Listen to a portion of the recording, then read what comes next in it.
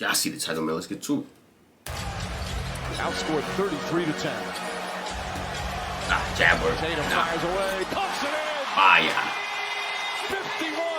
51. You can't win alone. I can't win alone. I can't.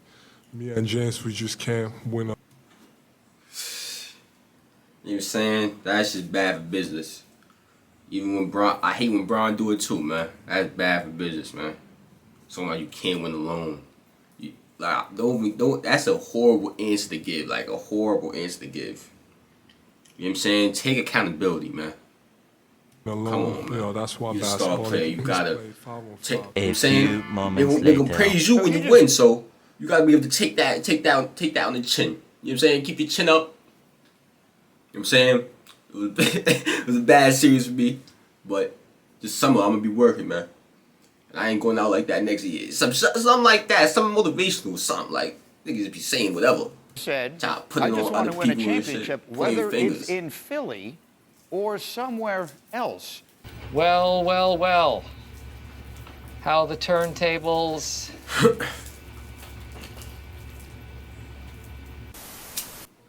Among NBA superstars currently, the biggest choker and playoff underperformer we have is Joel Embiid, the sympathy MVP.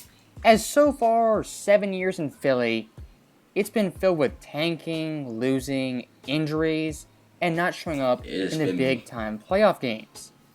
And this year versus Boston and Brooklyn, it was underwhelming, even more than his past playoff failures. As like very few superstars, Embiid's drop-off, it was just off a cliff. As for the playoffs, he averaged 23.7 points on 43% shooting, compared to the regular season, where he averaged 33.1 points on 54.8% shooting. He was an MVP candidate. You know what I'm saying? In the regular season, drop in points per game and efficiency. Frankly, it's more than anyone should expect from a superstar player. And when it comes to Embiid, his quote-unquote playoff drop-offs are a theme of his career. And at this point in 2023, heading to 24, I'm tired of the he was hurt excuse, he was sick, he doesn't have enough help, all those excuses. Embiid's 28 years old, he got his MVP. There is quite literally no excuses. As in the past, yeah, he had Ben Simmons, couldn't shoot a lick. That was kind of a valid excuse. But now having James Harden, Maxey, Tobias Harris, PJ Tucker, I mean, Philly wasn't the most talented team in the East, but they had a pretty good squad. And for Embiid standards, at least regular season standards, they played up to par versus Boston. They win that series in 6 games, or in 7. And the worst thing about Embiid constantly flaming out, underperforming, he never gets the majority of the blame placed at his feet.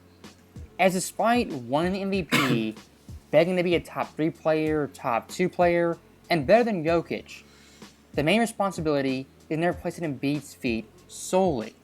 And in Game 7 versus Boston, getting spanked by 25 points and having a measly 2 points in the second half, that's simply inexcusable. And what makes it worse, after the game, he said, quote, "I can't win alone. Me and James can't win alone." That is the ultimate douche teammate move, throwing everyone under the bus. Nah, and ironically in Game OD. Like, come on, man.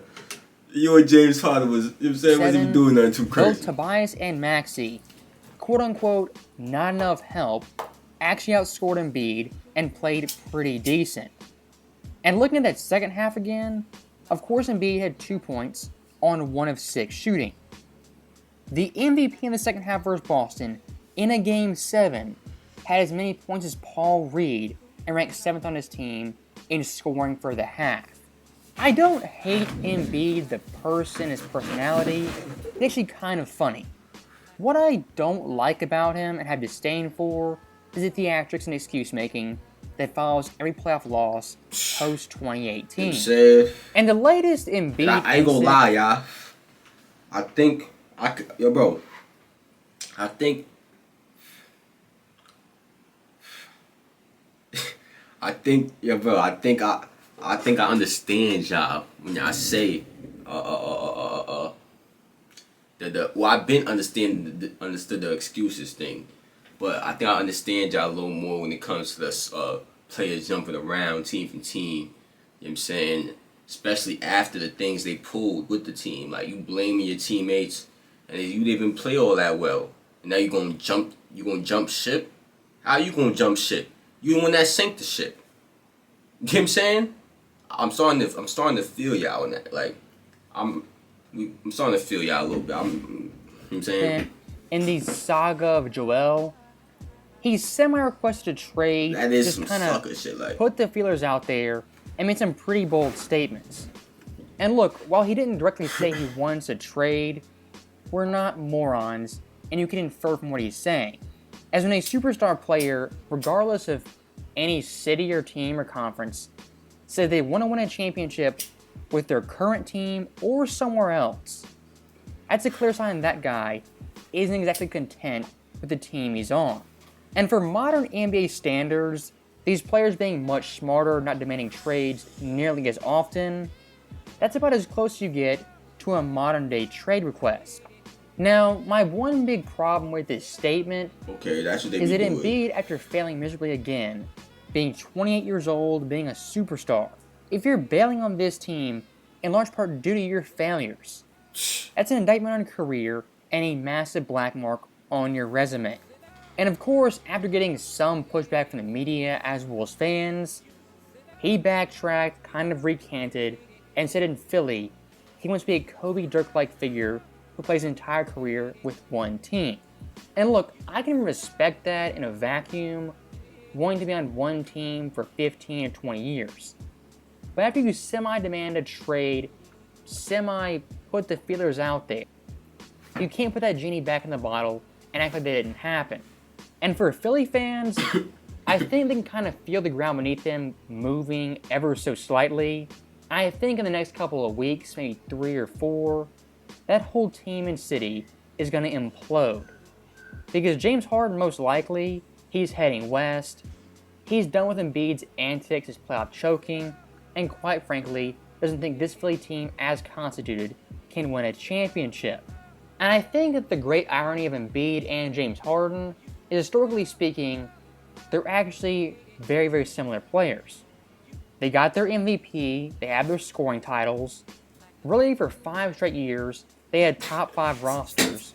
They have some of the biggest playoff choke moments of any superstar of this decade, and there's just one team in their conference they can never beat. For Embiid, that's Boston, and for James Harden, that was the Warriors.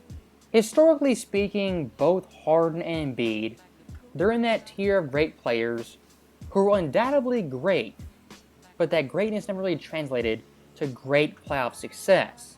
And when it's all said and done, you're going to look at Steph Curry, James Harden, I would say the 2 best guards of the 2010s, maybe the 2020s for a minute, and someone like Embiid and Jokic as the best centers of this decade.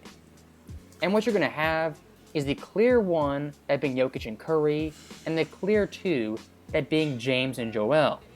And the sad reality for both those guys, if they don't win a championship, James Harden is that good, y'all? I mean, he used to be that. But I'm trying to think, like, when's the last time he was really wilding? Like, he's been quiet for a little bit. Like, I mean, he's been doing this thing, though, like, passing the ball. He's a great facilitator, for a fact, but I don't know. Legacies, everybody let me know. their career-defining moments, they're going to be few and far between.